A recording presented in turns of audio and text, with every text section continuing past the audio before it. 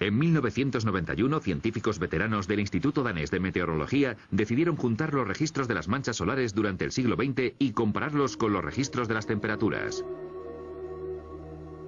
Lo que descubrieron fue una correlación increíblemente directa entre lo que ocurría en el Sol y los cambios de temperatura en la Tierra. La actividad solar creció bruscamente hasta 1940. De ahí fue disminuyendo hasta los 70 y después volvió a crecer otra vez.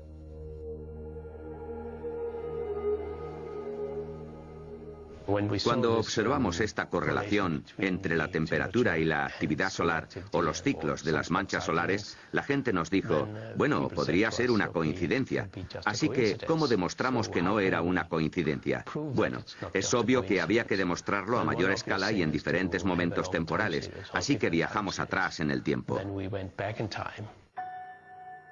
El profesor Fritz Christiansen y sus colegas estudiaron los registros astronómicos de los últimos 400 años para comparar la actividad solar con las variaciones de temperatura. Y una vez más, se encontraron con que las variaciones en la actividad solar estaban íntimamente ligadas a los cambios de temperatura en la Tierra. Al parecer era el Sol, no el dióxido de carbono ni ningún otro factor el que provocaba cambios en el clima. El Sol afecta a la Tierra directamente cuando nos manda calor. Pero los científicos han llegado a la conclusión de que el Sol también nos afecta indirectamente regulando la formación de nubes. De hecho, el Sol nos afecta de tantas maneras que tal vez no deberíamos sorprendernos de que las variaciones en la actividad solar se correspondan tan claramente con el clima cambiante de la Tierra. Si tuviéramos rayos X en los ojos, lo que ahora vemos como una pelotita amarilla nos parecería un tigre rabioso. El Sol es una bestia increíblemente violenta. Nos bombardea con enormes explosiones, avalanchas de gas y un eterno viento solar que no deja de chocar contra la Tierra. De algún modo estamos dentro de la atmósfera del Sol. La intensidad de su campo magnético aumentó más del doble durante el siglo XX. En 2005, astrofísicos de la Universidad de Harvard publicaron el siguiente gráfico en la revista oficial de la Unión Geofísica Americana. La línea azul representa los cambios de temperatura en el Ártico durante los últimos 100 años. Y este es el aumento del dióxido de carbono durante el mismo periodo. Las dos líneas no tienen una relación obvia. Pero volvamos al registro de las temperaturas y a esta línea roja, que representa las variaciones en la actividad solar durante el último siglo, registradas de forma independiente por científicos de la NASA y de la Administración Nacional Americana del Océano y la Atmósfera.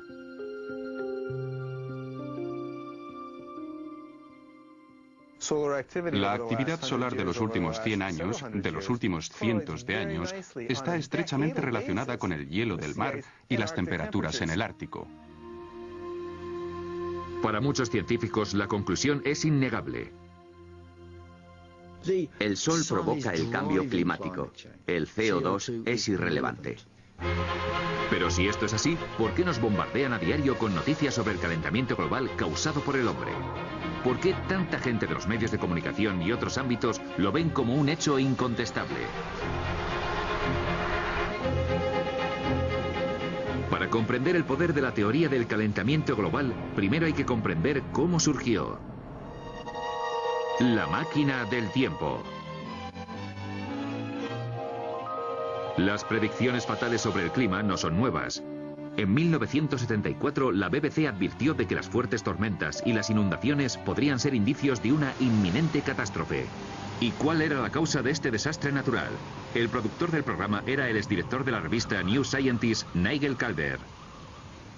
En la máquina del tiempo informamos del principal problema al que creíamos enfrentarnos entonces, que era el enfriamiento global y la amenaza de una nueva edad de hielo.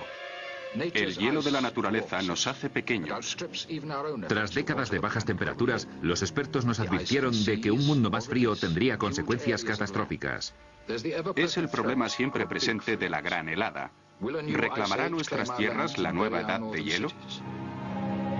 Pero de entre tanto pesimismo surgió una voz esperanzadora. Un científico sueco llamado Bert Bolin sugirió tímidamente que el dióxido de carbono producido por el hombre podría ayudar a calentar el planeta, aunque no estaba seguro. Tenemos mucho petróleo y enormes reservas de carbón que estamos quemando a un ritmo cada vez más alto. Si seguimos así, dentro de unos 50 años las temperaturas podrían ser unos grados más altas que las de hoy en día, pero no estamos seguros. También fuimos los primeros que sacamos a Bert Bolin, el sueco, en la televisión internacional para que hablara de los peligros del dióxido de carbono.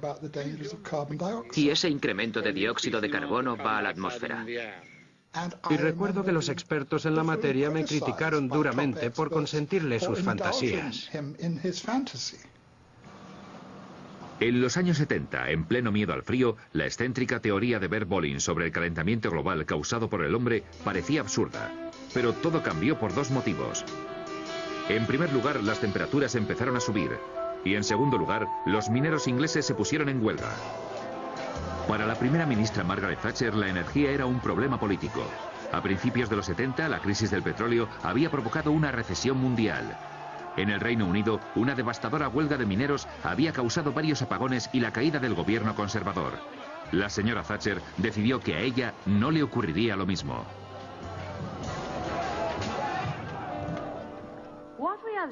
Lo que hemos visto en este país es la aparición de una minoría revolucionaria organizada, cuyo verdadero objetivo es la destrucción del gobierno democrático parlamentario. La politización de este tema empezó con Margaret Thatcher. Recuerdo que cuando yo era secretario de Estado de Energía, mucho antes de que se hablara del cambio climático, ella ya estaba muy interesada en promover la energía nuclear. Como le preocupaba la seguridad de la energía y no confiaba ni en Oriente Medio ni en la Unión Nacional de Mineros, es decir, no confiaba ni en el petróleo ni en el carbón, pensaba que teníamos que potenciar la energía nuclear. Y cuando empezó a salir lo del cambio climático y el calentamiento global, pensó, vaya, esto es genial. Otro argumento a favor porque no emite dióxido de carbono. Otro argumento a favor de la energía nuclear. Y esto que ella decía se ha ido tergiversando desde entonces. Eso fue lo que les dijo a los científicos. Fue a la Royal Society y les dijo, aquí hay dinero para quien me demuestre esto, así que ellos cogieron y se lo demostraron. Inevitablemente, en cuanto los políticos toman partido por una causa y se identifican con ella, el dinero empieza a entrar. Así es como funciona esto. La investigación, el desarrollo y las instituciones empezaron a crecer inevitablemente cuando, digámoslo de esta manera, empezaron a estudiar el clima haciendo énfasis en la relación entre el dióxido de carbono y la temperatura. En 1988, por petición de la señora Thatcher, el Instituto Británico de Meteorología creó una unidad especial para los modelos climáticos que fue la base de un nuevo comité internacional, llamado Panel Intergubernamental del Cambio Climático, o IPCC. Su primera gran investigación predecía desastres climáticos como consecuencia del calentamiento global. Recuerdo que cuando fui a la conferencia de prensa me sorprendieron dos cosas. Primero, la simplicidad y la elocuencia con las que se transmitió el mensaje. Y segundo, la absoluta falta de consideración hacia todas las investigaciones climatológicas anteriores, incluida una sobre el papel del Sol, que había sido clave en una importante reunión de la Royal Society solo unos meses antes. Pero este nuevo énfasis en el dióxido de carbono producido por el hombre como posible problema medioambiental no solo era cosa de la señora Thatcher. Patrick Moore está considerado uno de los ecologistas más destacados de su generación. Es cofundador de Greenpeace. El clima empezó a ser un tema fundamental por dos razones muy distintas. La primera razón fue que a mediados de los 80, la mayoría de la gente ya estaba de acuerdo con las cosas razonables que los movimientos ecologistas decíamos que había que hacer.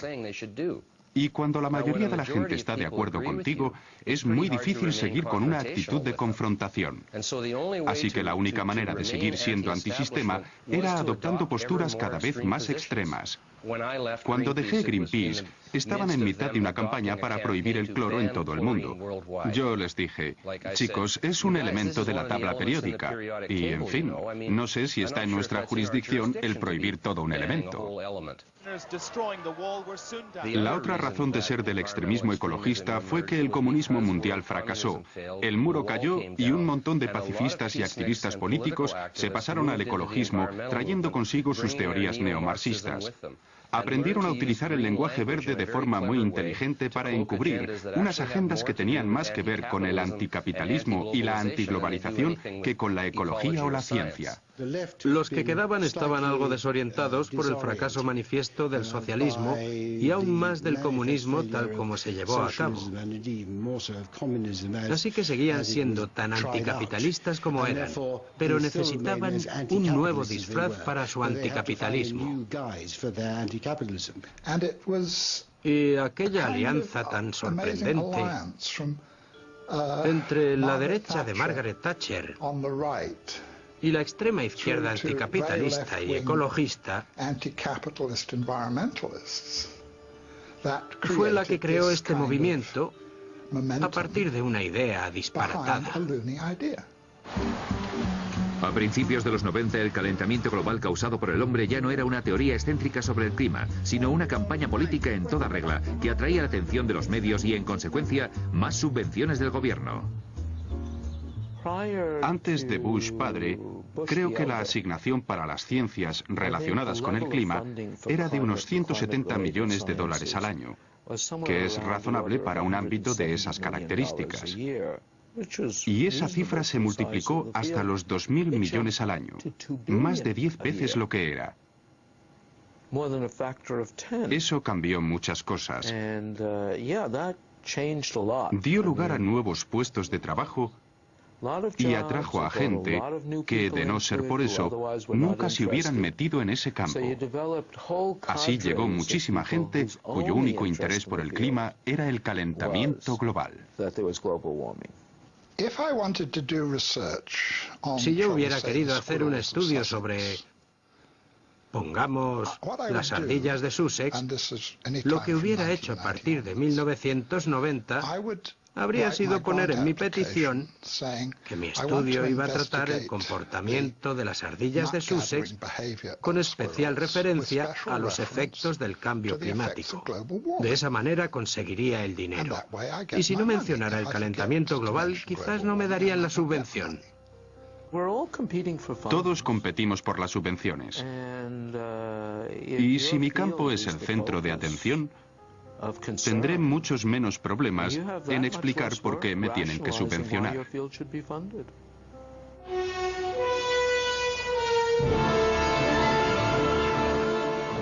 Una buena parte de esas subvenciones se destinó a construir modelos informáticos para predecir el clima que haría en el futuro. Pero